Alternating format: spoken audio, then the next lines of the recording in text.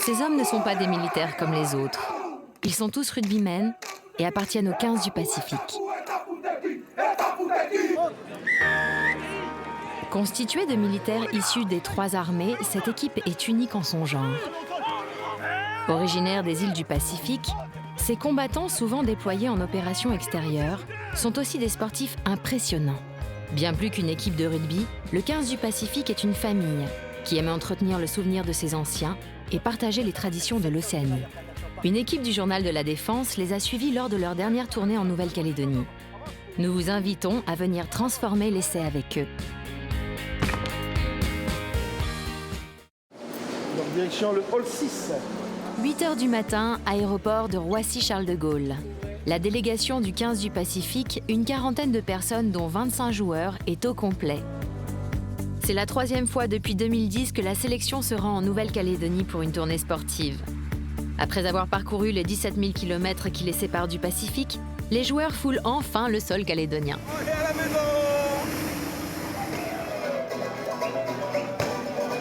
Fatigués après 30 heures de vol, ils découvrent l'accueil chaleureux que leur ont réservé les forces armées de Nouvelle-Calédonie et leurs familles.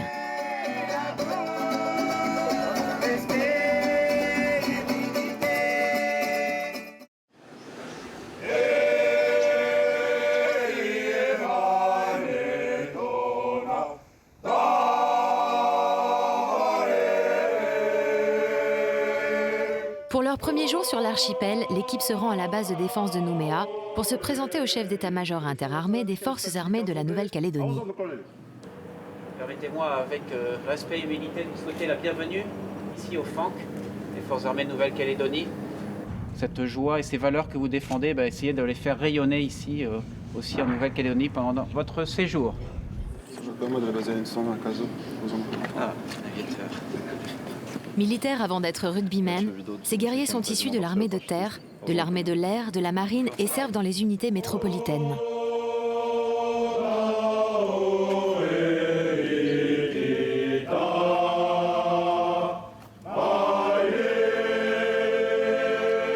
Dans quelques jours, les guerriers du 15 rencontrent l'équipe de Nouvelle-Calédonie, les Cagous, du nom de l'oiseau emblématique de la région. Placé sous l'égide du Centre national des sports de la Défense, le 15 du Pacifique a été créé en 2007 sur l'idée d'Alexandre, le manager de l'équipe. Objectif, promouvoir le rugby et soutenir l'identité culturelle des jeunes militaires océaniens. Le but de cette tournée, il est de 3 ordres. D'abord le lien armée-nation, ensuite le devoir de mémoire, puisque en même temps nous profitons de rendre hommage à nos anciens du bataillon du Pacifique. Ensuite également dans le domaine sportif, puisque nous participons au développement du rugby au sein des forces armées, mais aussi dans le secteur civil. C'est très important pour nous. Cette équipe se retrouve 4 à 5 fois dans l'année à l'occasion de matchs de gala contre les équipes militaires ou civiles. Sur le terrain, ils travaillent ensemble pour retrouver leurs automatismes. Je vais sur une course au soutien. J'ai le ballon, je suis course rapide. Pour Thomas Quinault, le rugby est une véritable passion. On retrouve les mêmes valeurs en tant que militaire. Donc il y a beaucoup de combats, cohésion, l'abnégation, tout ce qu'on trouve dans l'armée, ce qu'on fait dans notre métier de tous les jours, on retrouve dans ce sport qui est le rugby, quoi. Pour Alan, c'est même un privilège. Sur les 70 Océaniens susceptibles de participer aux différents rassemblements, il est l'un des 4 seuls métropolitains à avoir été sélectionné pour intégrer l'équipe. Jamais j'aurais cru, si on me l'avait dit avant que ça se passe, j'aurais dit oui, bien sûr, dans tes rêves. Alors qu'en fait, voilà, ça s'est passé. Et en plus, maintenant, ils me rappellent, ils m'ont permis de venir à la tournée en Nouvelle-Calédonie. Et là, le fait d'être intégré vraiment à cette culture et de pouvoir participer avec eux à tout ce qui est cérémonie, messe, coutumes, etc., pour moi, c'est excellent. J'adore. Pour Michaëlé, ce retour aux sources est une chance. Le 15 du Pacifique, c'est pas comme les autres équipes. Le 15 du Pacifique, on retrouve tout, on vient se ressourcer, on voit nos frères et surtout notre culture qui nous manque. Et j'attendais cette tournée parce que, voilà, revenir au pays, comme vous voyez, quoi, c'est magique. En digne héritier du bataillon du Pacifique, nos guerriers se rendent à Ploum pour rendre hommage à leurs anciens engagés dans les derniers grands conflits. Il y a 100 ans, le 6 juin 1916, les premiers tirailleurs indigènes quittent la Nouvelle-Calédonie pour aller combattre en Europe. En 1917, ils sont intégrés au sein du bataillon mixte du Pacifique. Ces hommes valeureux et courageux paieront un lourd tribut. Sur les 978 tirailleurs, 2 sur 3 mourront dans les tranchées. En 1940, le bataillon du Pacifique est reformé. Il s'illustrera en Afrique du Nord, notamment lors de la bataille de Bir Hakeim. Que fait l'État colonial à l'époque? Il a regroupé les chefs de clan en un seul chef. Petit chef est un terme administratif français. Quelques heures avant le match, Mei Moana, l'entraîneur de l'équipe, a réuni ses hommes pour la cérémonie de remise des maillots. Ce moment est un véritable rituel dans le monde du rugby. Tu joues devant ta famille, on va du steak pour match. Comme toute sélection, une remise de maillot, c'est toujours des moments importants. Et c'est là qu'on découvre aussi qui joue. On découvre la liste, qui sont les titulaires. C'est très important pour les joueurs. Les mots sont dits avec le cœur. C'est pour ça que des fois, on ne trouve pas les mots. Ils sont 25. Il faut arriver à jauger qui est qui. Mais eux, ils ont besoin de ça. Si on fait une remise à maillot à l'arrache un petit peu dans les vestiaires, c'est pas du tout la même chose. Et puis en plus, il faut respecter, c'est une sélection. Et en plus, là, sous un faré, il n'y a pas mieux. Il est temps de prendre la route vers le stade Koutio, dans la banlieue de Nouméa, pour affronter la sélection de Nouvelle-Calédonie.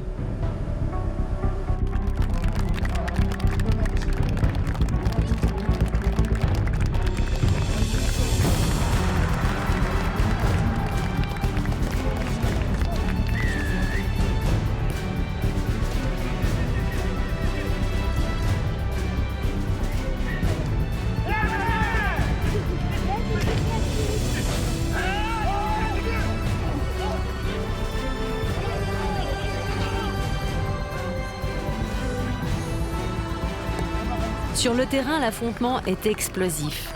Après un combat acharné, le 15 du Pacifique s'incline. 19-25 pour l'équipe des Cagous.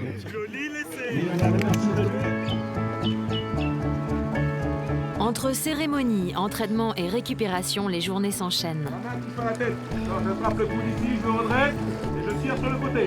Non, ça doit vous tirer ici. Là.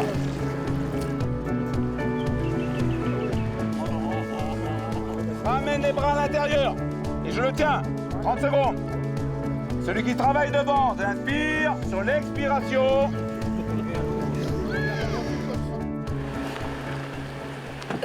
Au nord de Nouméa, nos rugbymen ont rendez-vous au village de Lafoa. Ils ont été invités par la communauté wallisienne à une cérémonie coutumière traditionnelle, un des temps forts du lien social chez les populations du Pacifique.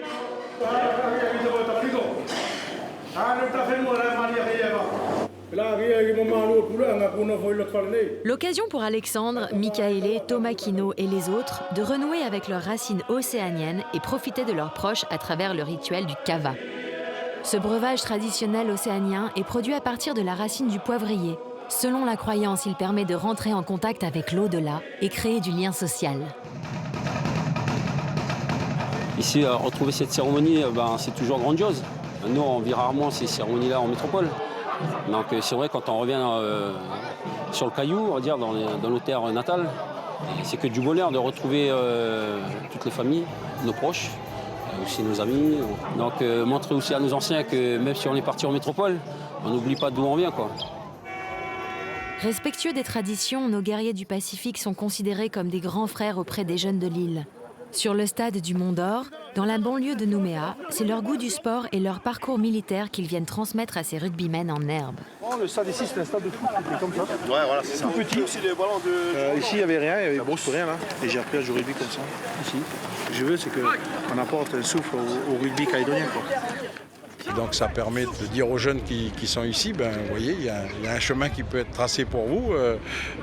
Voilà les hommes que sont devenus les jeunes de la commune, avec une belle réussite à l'armée. Donc à vous, si ça vous dit, de poursuivre.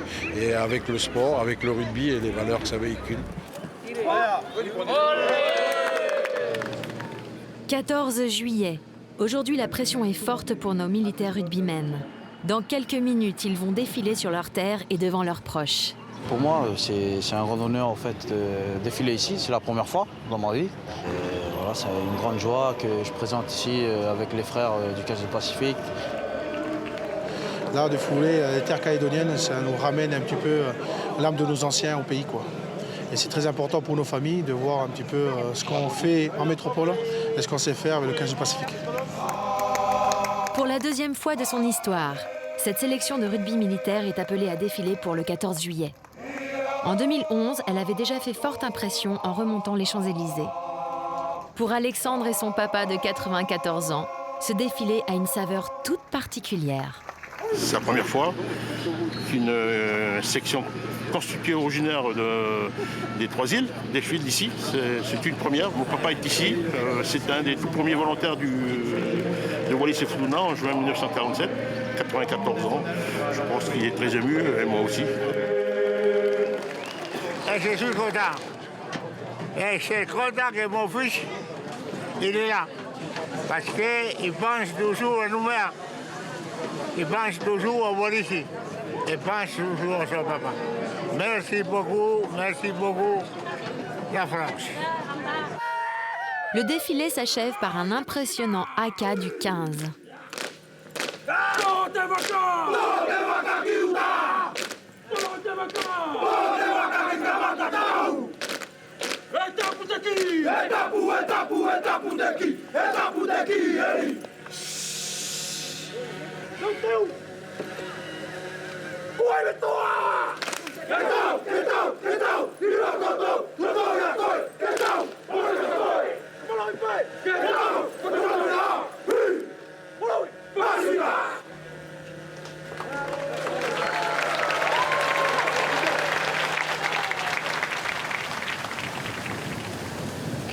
Trois heures avant le match, retour contre les Cagous.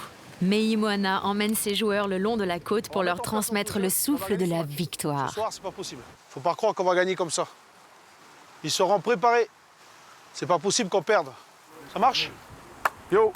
Allez.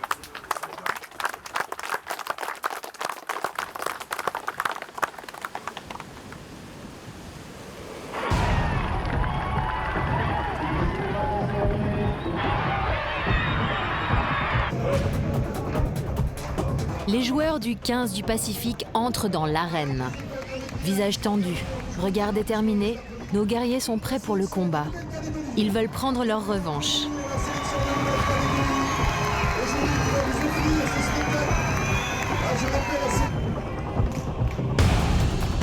Le coup d'envoi est donné.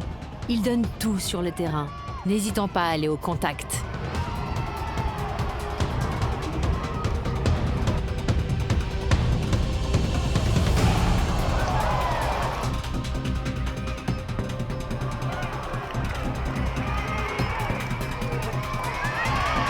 Malgré quelques belles actions, le 15 du Pacifique commet trop d'erreurs.